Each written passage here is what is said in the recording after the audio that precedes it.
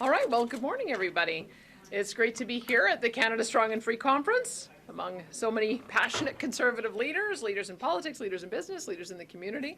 I was proud to share with everyone what's happening in Alberta and what kind of policy we're focused on, policy that is making life better for people who are struggling through no fault of their own. We're saying no to dangerous, safe supply drug policies. We're investing heavily in treatment and recovery for all those struggling with addiction. Since 2019, we've added more than 10,000 treatment spaces across the province. We're building 11 recovery communities across the province, 5 of which in direct partnership with First Nations and Métis. And just last week, we announced the creation of two new organizations, Recovery Alberta, which will be hived off from Alberta Health Services and be a new provincial health agency dedicated to delivering mental health and addiction support, and the Canadian Centre of Recovery Excellence, which will inform best practices and evaluate programs in the field. We are also undertaking a bold transformation of our healthcare system, arguably the boldest in the history of our province, in an effort to refocus a slow and outdated system and create a single, highly integrated, highly functioning system. And just the other day, we introduced the Provincial Priorities Act, which will ensure that cities and other provincially funded and regulated entities must have provincial government approval to receive federal funding. Because for years, Liberal governments in Ottawa, with almost no representation in Alberta, have been imposing their destructive agenda on Alberta taxpayers through direct funding agreements with cities and provincially regulated and funded organizations. We believe Albertans are entitled to their fair share of tax dollars and to have those dollars spent on Albertans' priorities. And we will ensure that happens. Alberta is not alone in this. Quebec has had similar legislation for years. And in November, premiers across the country were united in demanding that the federal government work with and through the provinces when making arrangements with municipalities. While we face a federal government bent on making life harder and more expensive for Canadians, we're listening and responding to the needs of Albertans. And we're ensuring that Alberta remains a land of hope and opportunity and freedom for all those who seek it. And with that, I'd be happy to take your questions.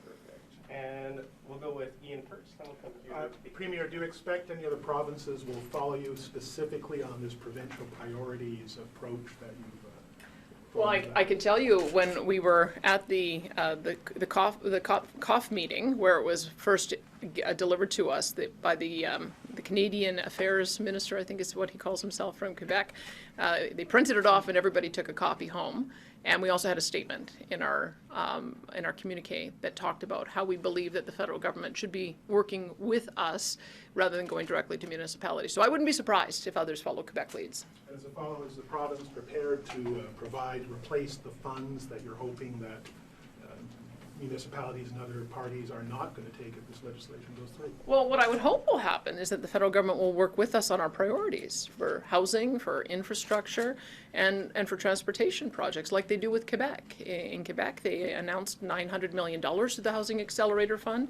In British Columbia, they announced $2 billion for their BC Builds Fund.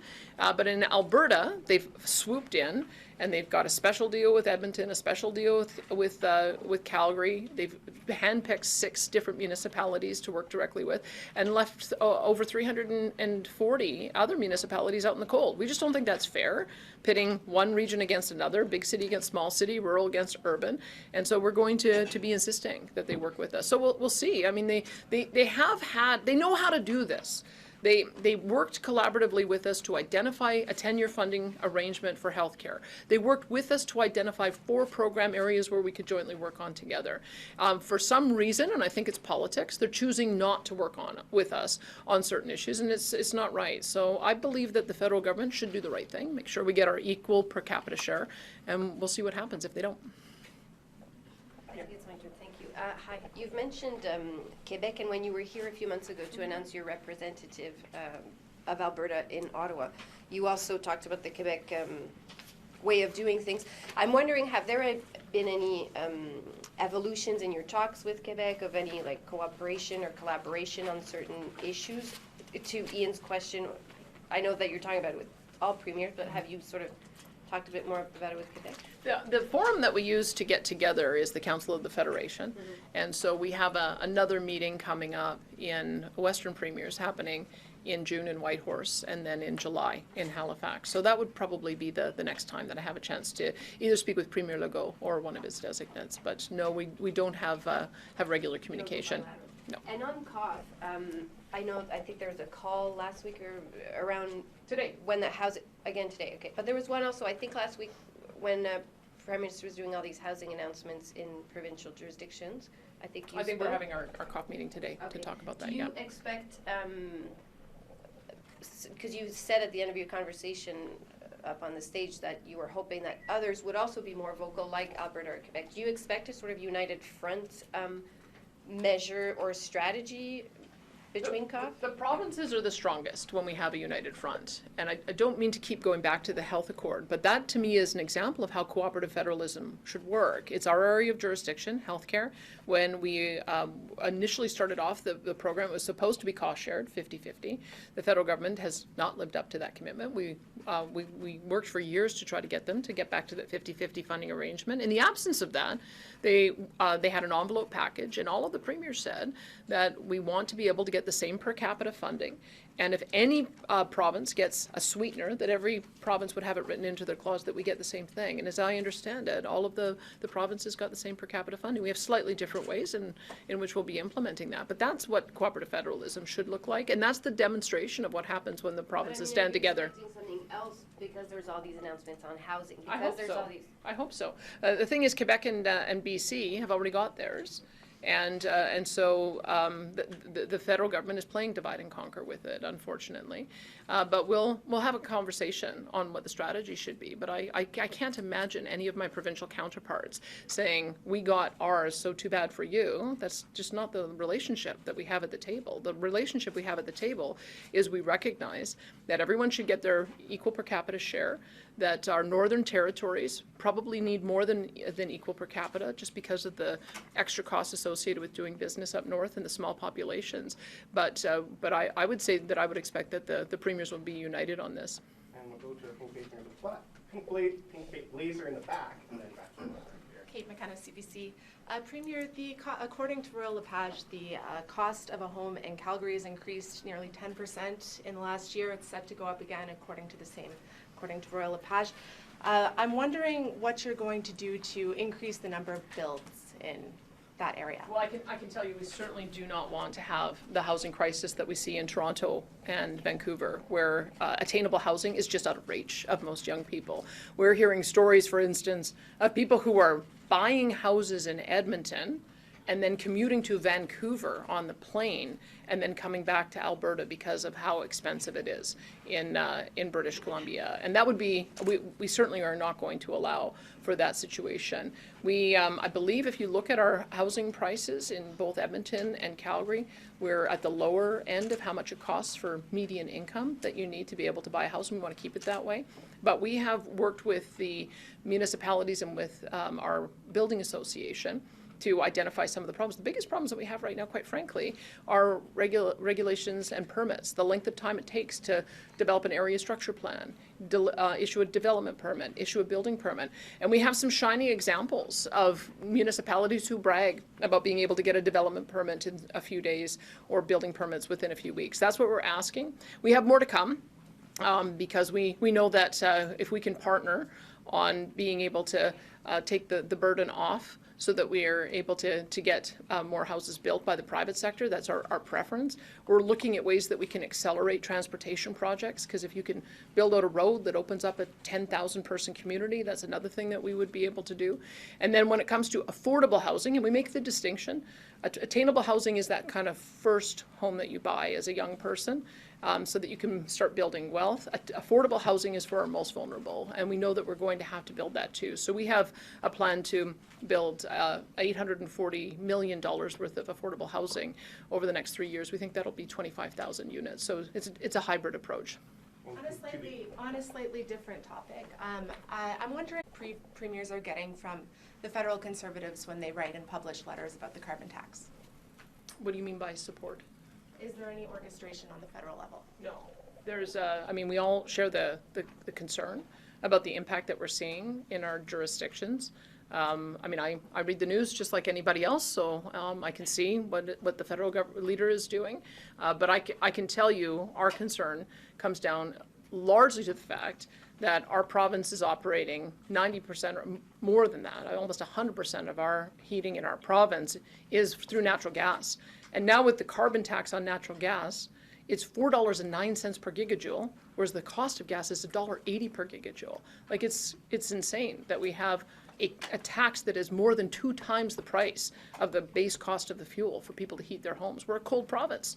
And so those are we have a slightly unique approach in Alberta, because I realize that's not necessarily the case in every jurisdiction. So we chart our own path in opposing the federal carbon tax for different reasons. Mr. Polyev, under his proposed housing plan, says that federal funding will be tied to housing starts, and that if municipalities build more homes, they're going to get a building bonus. Any problems with that approach? What do you make of that? I would say that as long as he's working through the provincial government, we're not going to have any problem with that. Because I have to tell you, it is totally inefficient for a federal government to come in and think that they can make individual bilateral arrangements with 355 different municipalities. That is the very definition of red tape. Our provincial government has established relationships with all of those municipalities. And so it just makes sense that they would work through us so that we can assure that the dollars get through to the municipalities who need it. So I would say that the policy that we have applies to no matter who is in the Prime Minister's chair. We expect that they're going to respect provincial jurisdiction and work with us. And that's just what I want to clarify, that would you take this priorities bill approach under a Conservative government? Well, Quebec has taken it under no matter who happens to be Prime Minister. And I can tell you the frustrations that the premiers have. It hasn't, even in those provinces where they have a Liberal or NDP premier, they don't find that it's any less of a frustration that the federal government interferes in their affairs. So I believe that this is just the way cooperative federalism should work, regardless of who's in the chair. And we have time for 2 or 3 more questions. Ms. We'll Smith, go I'm just to, curious, sorry, do you feel the production of Canadian LNG would positively impact Ukraine's war efforts by negatively impacting Russia's GDP? Well, I guess I look at the export of LNG as helping all of our allies, because we don't want our allies to have to rely on their enemies for a base supply of fuel. And so I believe that we to be a responsible citizen and a responsible ally, that we should be making sure that our partners know that Alberta and Canada have a secure supply of this product. And it's not just Alberta too. I mean, it looks like we'll finally be able to get export off the West Coast, but we could have export off the East Coast too if we were able to see Quebec develop their resources, if we saw New Brunswick repurpose its LNG from an import facility to an export facility, so everyone could benefit and help our allies. So, and also I should say, I also think it will help reduce emissions globally. And how do you feel you can approach this conversation to the Liberals in a way that they might hear it or hear you out in some way? Well, I think it's the issue of emissions reduction. If you reduce emissions from coal because you're substituting natural gas, then that's a net benefit to the planet. We did a calculation that if China simply converted 20% of its coal capacity to natural gas, that would offset 100% of Canadian emissions. So that's the argument I think that they need to be aware. And thanks. We'll go to the white blazer here in the back, and then we'll come to you. Hi, Premier. Just on gender policies, am I correct in understanding that in the upcoming bill there won't be anything on single-sex spaces? Is that what you said? Correct. Okay. And have you conducted any more consultations on that bill, and when can we expect that to be tabled? Well, we consult all the time. I mean, I think we have to remember that public engagement involves parents, involves teachers, involves school boards, involves health professionals, and involves members of the community. So we've been doing that consultation since I got elected. I've been watching what the international evidence is. But we do need to have an evidence-based approach. And that's the reason why I've been watching quite closely the CAS report. And there's just there's some surprising revelations that came out of that. I'll just tell you a few of the things that she discovered. The report, there are conflicting views about the clinical approach, with expectations of care times being far from usual practice. It's made some clinicians fearful of working in gender questioning young people, despite their presentation being similar to many children and young people presenting to other services. The rationale for early puberty suppression remains unclear, with weak evidence regarding the impact on gender dysphoria, mental or psychosocial health. The effect on cognitive and psychosocial development remains unknown. The use of masculinizing and feminizing hormones in those under the age of 18 also presents many unknowns despite their longstanding use in the adult transgender population. I think this is not the approach we're taking right now is not a science-based approach. We need to get good information, and that's going to be principally about what we want to do with regards to young people. But when it comes to transitioning adults, we want to make sure they've got the support they need. We want to be able to ensure that they can get the surgery close to home, the surgical aftercare close to home, and the lifelong support with hormone therapy close to home as well. But that's a UK study. What about Alberta consultations in Alberta? Yep. And again, when are you going to table it? We do public engagement all the time. So, yep, we'll be getting feedback on as we do the implementation. Hi, Madam Smith. My name is Alexandra Lavoie from Caribbean News, and I would love to hear your thoughts on Justin Trudeau's refusal to meet with Premier about the carbon tax, and also of what he say about Premier spreading disinformation about it. Well, I can tell you his answer that he met with the premiers in 2016. I think some agency, I don't know who was, pointed out that none of the premiers currently at the table were at the table in 2016. In addition to that, when they first implemented it, they talked about it having a $50 per ton ceiling. And then they got elected, and now it's $170 per ton by 2030. And when he's asked if it's going to go higher, he's not answering. So how high is this going to go? He absolutely needs to meet with the premiers to discuss this and hear the impacts, because I can tell you my view on it, and it's increasingly the view of the opposition NDP as well. We saw that last week, that they also agreed that that the Prime Minister should be meeting with us. In our province, we have a leadership race where NDP candidates are saying the carbon tax has failed. In Saskatchewan, the NDP is also opposed to the carbon tax. That's part of the coalition that we see that is propping up the Liberals right now. And the reason it's failed is because it's not achieving the outcome. The outcome is, are we seeing a reduction in emissions as a result of people paying more for gasoline and diesel and home heating? And the reason it's not working is because there aren't alternatives available yet. And if you don't have alternatives available so that people can switch out of natural gas home heating or switch to a zero emissions vehicle, then all it is a punitive tax. And I think it's the words of Stephen Guilbeault that makes the most damning case. He says it's not going to start working until 2060. Well, that means that we're going to have 35 years of a punitive tax that hurts people and doesn't actually achieve the goal. So it's we believe we should be focusing on technology, working with major industry to reduce emissions, and we think that they're going in the wrong direction. Do you ever believe that Stephen Guilbeault will work in partnership with you? No. Or do you think he should resign? I think you should. No, I've been asking for some time. I tried. I tried in good faith to work with Stephen Guilbeault, but he's an ideologue, and he is not changing direction. He doesn't take. What he does is he talks to the provinces as a box-checking exercise to say he consulted, and he has no interest in working in the spirit of collaborative federalism, despite losing twice with the Impact Assessment Act, which admonished the federal government to stay in their own lane, and with the federal plastics being declared toxic, which they said was not only an overreach, but also a violation of the Constitution. So he keeps losing in court. He is not a good faith partner at the cabinet table. When he goes to international conferences, he gives surprise announcements that he doesn't talk to us about that impacts our area of jurisdiction. So I've said if the Prime Minister wants to restart his relationship with the premiers and with us in particular, we need a new partner. We need a new Environment Minister. And we just have time for one more question. We'll go to Adam. So, Zeno National Post, what is... Oh, hey. Hey, nice to see you. Thanks for that. Thanks for that chilling article. My goodness, I can't believe what's happening in British Columbia. It's a catastrophe. It's just constant. So here's the question. What is Alberta doing to protect Indigenous communities from diverted pharmaceutical opioids in general and diverted safer supply in particular? I'll tell you what we've asked to do. What we've asked is to put a chemical tracer on safe supply drugs, and we've been refused. And the reason we want to put a chemical tracer on safe supply drugs is so that when we're doing autopsies, so that we can find out whether or not diverted supply is causing deaths in our province. That's part of the reason why we want to do it.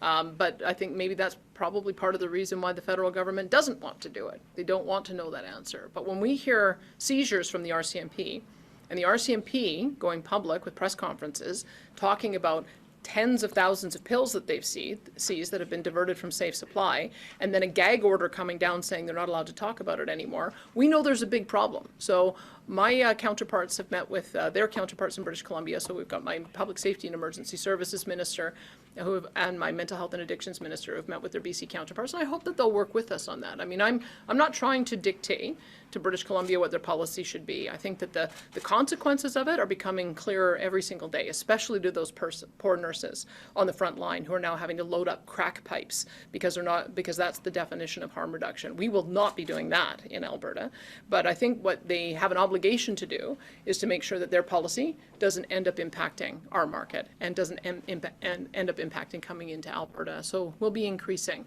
the amount of policing that we're doing. And should your government be able to show that Albertans are being harmed by diverted safer supply, will you be pursuing any legal actions against any institutions, entities, prescribers, or governments that have had a role in harming Albertans through this program? Well, that's the irony, is that governments, and ourselves included, are already suing the pharmaceutical companies for bringing what was touted as a safe supply drug onto the market years ago, which created the current opioid crisis. And apparently BC is using that same company to produce hydromorphone, and again, under the same false premises that it's a safe supply drug. We in our province, we don't believe there's such a thing as a safe supply of heroin in any of its forms. And so we'll see where it goes. The main thing is we've got to make sure that we're not seeing cheap pills come across the border, ending up in the hands of junior high and high school kids and causing them to overdose. That's what we're watching to make sure it doesn't happen. I haven't seen evidence of that yet, but if we continue to see a flow of drugs coming across the border, I think we're going to end up with more and more problems. But as part of the reason why we're focusing on the opposite, we believe that there's only two pathways. Either you stay in the throes of addiction, and ultimately that leads to death, or you get recovered. And so if recovery is what we're all waiting for, we're keeping people alive through harm reduction so we can get them into recovery, then let's get them into recovery and get them there fast. And that's why we're taking a very different approach in Alberta. And that's all the time we have for questions today. Thanks, everyone. Thanks, everybody, for joining us. Thanks, Premier. Thank you.